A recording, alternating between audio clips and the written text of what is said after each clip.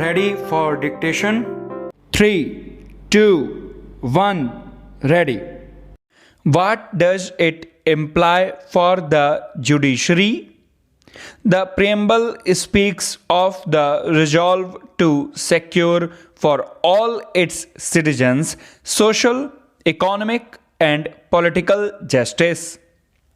At the risk of repeating myself, I reiterate that the notion of justice itself implies access to justice. In other words, justice can be secured only to the extent that it can be accessed. Improving access to justice for all is, of course, a work in progress. It is bound to be by its very nature. The hurdles in the way are many, the cost being the topmost among them. In that regard, I have spoken before of my passion for pro bono service. I'm glad that I had the opportunity to provide free counsel to the needy when I was a practicing advocate. Another hurdle has been the language, and on this count, I am pleased that the higher judiciary has started making available its judgments in more and more regional languages.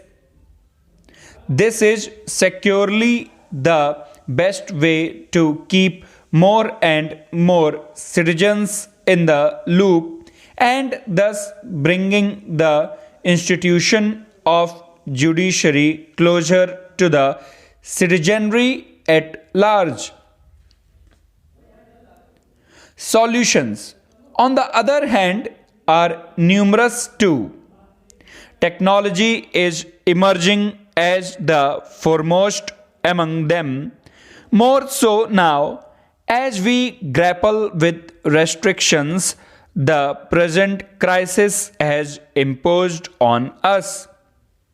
I am happy to see that the Supreme Court has continued to function and dispense justice amid the present crisis using technological solutions like video conferencing and e filing.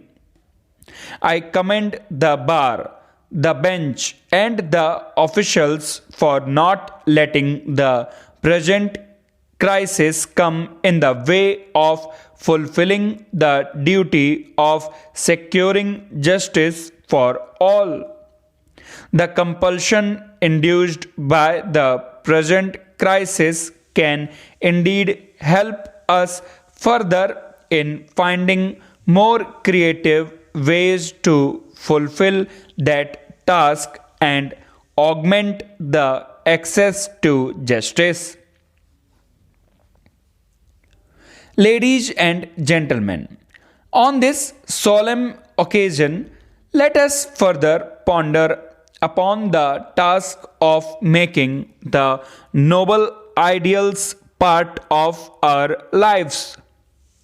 I recall the words of Rajan Babu, the first among my illustrious predecessors. On 24th January 1950, the Constituent Assembly met for the last time.